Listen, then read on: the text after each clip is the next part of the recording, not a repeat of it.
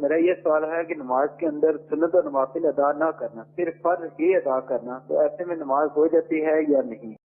نماز میں سنتیں اور نوافل چھوڑ دیں، صرف فرائض پڑھیں تو کیا نماز ہو جائے گی؟ اور اگر نماز ہو جاتی ہے تو سنتیں اور نوافل ہم چھوڑیں گے تو کیا اس کا کوئی نقصان بھی ہوگا؟ نماز میں سنتیں اور نوافل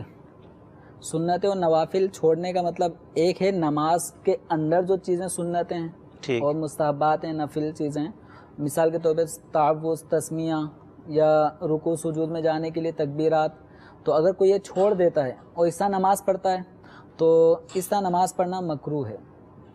ٹھیک صحیح. رہا یہاں سنت اور نوافل چھوڑنے کا مطلب اگر ان کا یہ ہے کہ عشاء کے 4 فرض پڑھ لیے، 3 رکعت وتر ادا کر لیے، یا مغرب کے صرف 3 فرض ادا کر لیے، یا ظہر کے صرف 4 فرض ادا کر لیے، اور سنت نوافل نہیں پڑھ رہے. تو دیکھیں سنتیں بعض ہیں موقدہ اور بعض ہیں غیر موقدہ. صحیح. جیسے عصر اور عشاء کی سنتیں غیر موقدہ ہیں، اگر کسی نے نہیں بھی پڑھی تو گناہ گار نہیں ہے، بس یہ ہے کہ اپنے آپ کو ثواب سے محروم رکھا.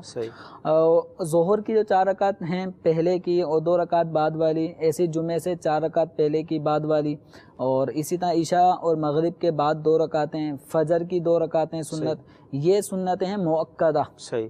اور سنت موقدہ کو چھوڑنا یہ برا ہے، لیکن اس کے چھوڑنے کی اگر کوئی عادت بنا لیتا ہے تو گناہ گار ہوگا. رہا نوافل، تو نوافل پڑھنا یہ بہتر کام ہے، ثواب کا کام ہے، اگر کوئی نہیں پڑھتا تو گناہ گار نہیں ہے. لیکن سنت موقدہ اگر چھوڑنے کی عادت بنا لی کہ صرف فرض ہی ادا کر رہا ہے اور سنت موقدہ نہیں پڑھتا، یہ اس کی روٹین بن گئی، عادت بن گئی، تو اب سنت موقدہ کو چھوڑنے والا گناہ گار ہوگا. صحیح.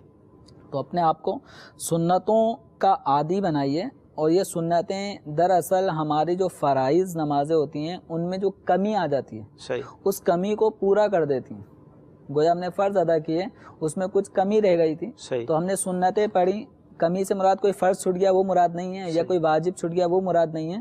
مطلب یہ کہ اخلاص کی کمی یا جیسی ہونی چاہیے تھی اس طرح نہیں پڑھ سکے، تو یہ ہماری جو سنتیں ہیں، یہ ہماری جو نوافل ہیں، یہ فرائض کی تکمیل کر رہی ہوتی ہیں، اس کو اس درجے تک پہنچا رہی ہوتی ہیں جس درجے پہ ہمارا فرض ہونا چاہیے.